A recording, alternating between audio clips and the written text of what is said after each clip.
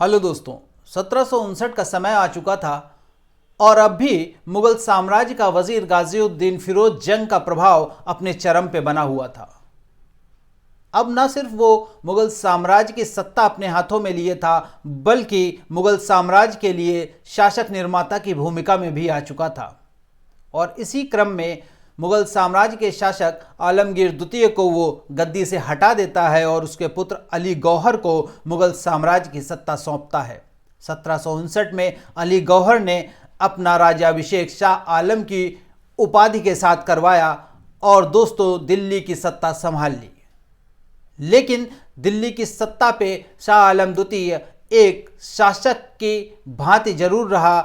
असली शासन व्यवस्था गाजिउद्दीन फिरोज जंग ने अपने ही हाथों में बनाए रखी, यानी शाह आलम द्वितीय केवल नाम मात्र का ही शासक रहा। दूसरी तरफ उसके समय में कुछ और घटनाएं थीं जो उसको शासक के तौर पे स्थापित नहीं होने दे रही थीं, जिसमें था मराठों का प्रभाव, अहमद शाह अब्दाली के आक्रमण और ईस्ट इंडिया कंपनी का बढ़ता हुआ वर्चस्व। इन तीनों ने भी शाह आलम द्वितीय को स्थापित होने नहीं दिया। दोस्तों 1761 में पानीपत की तीसरी लड़ाई होती है। इसमें अहमद शाह अब्दाली ने मराठों को हरा दिया था और मराठों का प्रभाव काफ़ी कुछ कम कर दिया था, जिससे शाह आलम द्वितीय को एक तरफ से कुछ सहूलियतें मिली। मराठों का दबाव उसके ऊपर से कुछ हद तक कम हुआ, लेकिन शाह आलम अपने आप में भी बहुत योग्य व्यक्ति नहीं था। वजीर का डर उसे अभी भी सता रहा था, जो उसकी सत्ता पे पूरी तरीके से बैठा हुआ था।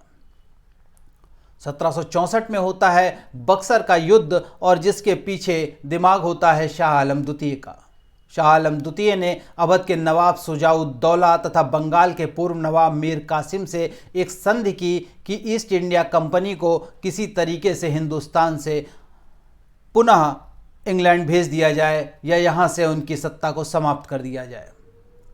और इस क्रम में होता है 1764 में बक्सर का युद्ध।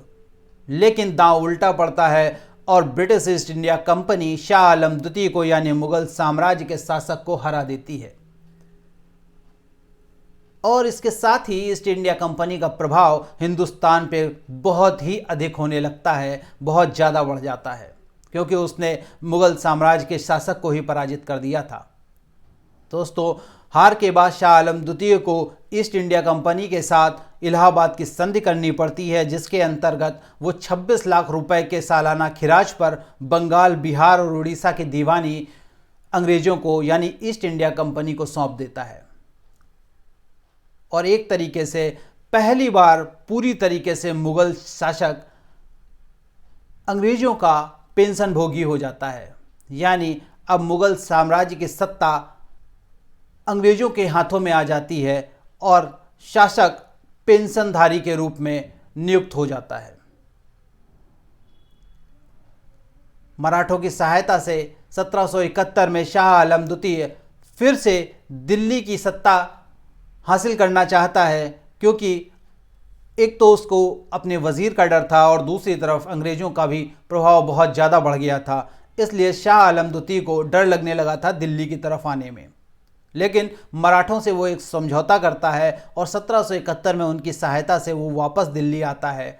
मराठों की हाथ की वो एक तरीके से कठपुतली बन चुका था, क्योंकि खुद में योग्यता थी नहीं उसके पास और उसको सत्ता भी संभालनी थी, इसलिए अब वो मराठों से पूछ के काम कर रहा था।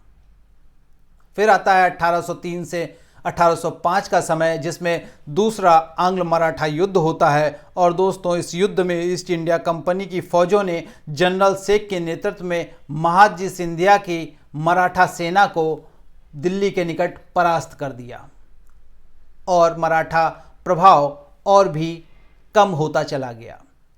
इसके बाद शाह आलम द्वितीय और उसकी राजधानी दिल्ली दोनों पे ईस्ट इंडिया कंपनी का नियंत्रण हो गया। और दोस्तों अब जो शासक नाम मात्र का ही शासक था वो भी एक तरीके से समाप्त हो गया। मुगल साम्राज्य के केवल शासक की भूमिका में, केवल नाम के लिए वो शासक बना रहा। वास्तविक सत्ता अब चली गई थी ब्रिटिश ईस्ट इंडिया कंपनी के हाथों में। और इसी के बाद 1806 में गुलाम कादिर खान ने शाह आलम द्वितीय की हत्या कर दी। तो दोस्तों ये कहानी थी शाह आलम द्वितीय की और किस तरीके से हिंदुस्तान की सत्ता धीरे धीरे करके अंग्रेज़ों के हाथों में चली गई। नेक्स्ट वीडियो में देखेंगे और उत्तरवर्ती मुगल कालीन शासकों की कहानी। बहुत बहुत धन्यवाद दोस्तों।